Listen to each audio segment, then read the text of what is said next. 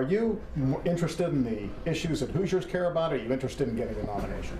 Well, to be honest, both. Listen, Indiana, the entire country is focused on Indiana right now. I mean, this has been an amazing presidential cycle. And all of the nation is looking to Indiana right now. This is a decision point for the Hoosiers here to make a decision. Who do we want the next nominee to be? What direction do we want to go? I believe the people of Indiana want to see a positive, optimistic, forward-looking conservative agenda. And my top 3 priorities as president will be jobs, freedom, and security. And I think that's what the people of Indiana want. My number 1 priority is jobs and economic growth, bringing back high-paying jobs to America. And we can do that if we reduce the burdens of the federal government on small businesses. Small businesses generate 2/3 of all new jobs. So specifically in Indiana, what are you going to do the next 2 weeks to try to reach out to Hoosier voters?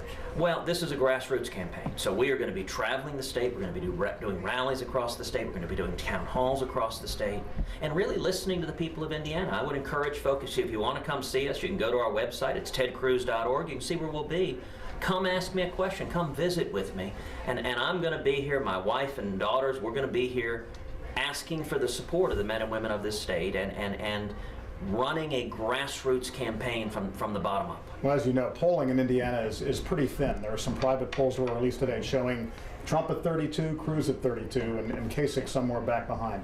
How are you going to break through? How are you going to break that logjam? Well, listen, that is consistent with everything we've seen. Indiana is a battleground. We are neck and neck with Donald Trump.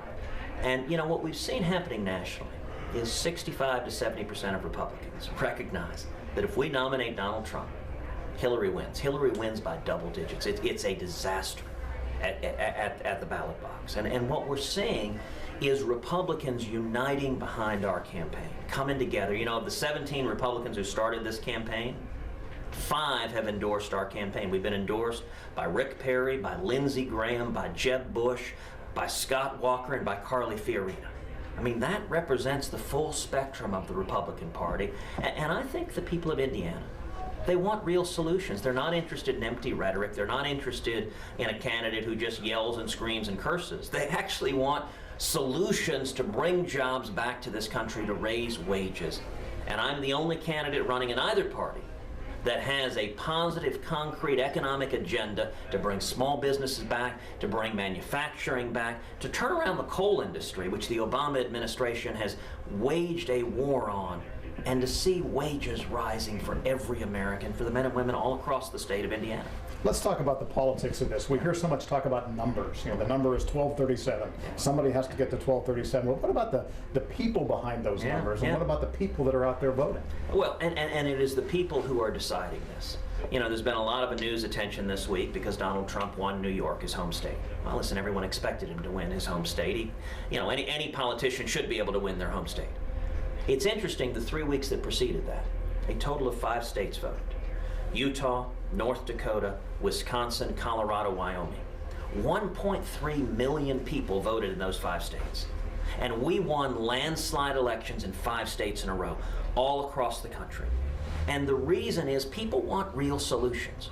You know, when it comes to jobs and economic growth, if I'm elected president, we'll repeal every word of Obamacare. We'll pass a simple flat tax and abolish the IRS. We'll rein in the regulators, especially the EPA regulators that are killing coal in the state of Indiana. And we will stop amnesty and end sanctuary cities. And the effect of all of that, we're going to see millions and millions of new high-paying jobs. We're going to see jobs coming back from China, back from Mexico, manufacturing jobs coming back, wages rising again. And we're going to see young people once again coming out of school with hopes and dreams and 2, 3, 4, 5 job offers. That's why Republicans are uniting, because that's what this election's about. Well, Republicans aren't united. If Trump gets to 1,200 instead of 1,237, how do you take away the nomination from somebody who has most of the votes?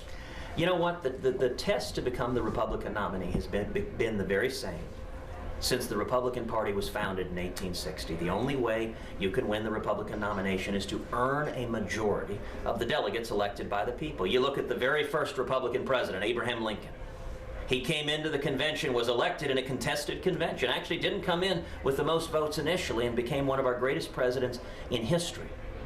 There's a reason You know, 1237 is not a number picked out of a hat. It is a majority of the delegates, and there's a reason you got to win a majority, because if you can't win a majority, it means you can't unite the party. It means you can't win in November. The reason Donald Trump is so terrified by the requirement of reaching a majority is he knows he can't get there. That he has been a divisive figure. That he gets about a third of the vote, but he has a hard ceiling of about 40%, and he's scared that he can't get to a majority. Well, he didn't have 40% in New York. He had much more than that in New York. Well, sure, but that's his home and you state. came in third in New York. So why would you assume that if it gets to a contested convention, that you're the guy that the party's going to turn to? Well, because what's going to happen is we're going to arrive in Cleveland. I'm going to have a ton of delegates. Trump is going to have a ton of delegates, and it's going to be a battle to see who can earn a majority of the delegates elected by the people. And one of the easiest ways to think about it is, where do the Rubio delegates go? Where do the Kasich delegates go? And I think they naturally come to us. They don't go to Donald Trump. Donald is a divisive figure who has alienated a great many people, and part of it is he doesn't have real solutions. You know, and he's utterly unpredictable. This morning, Donald went on the Today Show and agreed with Barack Obama and Hillary Clinton in saying that men should be allowed to go into girls' restrooms. Now listen, this shouldn't be a political issue. This shouldn't be a matter of conservatives and liberals and Republicans and Democrats. This is basic common sense. I'm the father of 2 daughters. It is common sense that grown adult men, strangers, should not be alone in a bathroom with little girls. And yet, Donald this morning on the Today Show, that's what he was advocating, right along with Barack Obama and Hillary Clinton. I don't think those are the values of the people of Indiana. I think we want common sense. We're tired of political correctness. And instead, we want a president who focuses on uniting us, focuses on our shared values. You know, you look at the principles that I'm campaigning on: jobs, freedom, and security. Every one of those are broad, unifying principles. They're principles of 60, 70, 80% of Americans. They're how we turn the country around. And I think people are hungry for that. They've been giving me a rap here, but I do have one more question, if I may. Trump has called you Lion Ted. You know, he's put out pictures of your wife that are not flattering. He has said you can't run a lemonade stand. I mean, all these things. On a personal level, is that just politics, or does that hurt? Well, listen, everyone has to decide how they conduct their lives, whether it's in politics or life. From the day we launched this campaign, I resolved we were going to take the high road. So if others engaged in mudslinging, if others went into the gutter, I wouldn't respond in kind. So you're right. Donald has unleashed a string of attacks, and I have not responded in kind. And listen, some of it is Donald is predictable. When he gets unhappy, when he's losing, he just lost 5 states in a row before New York.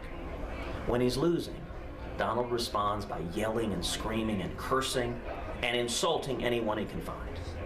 I think that reveals something about who a person is.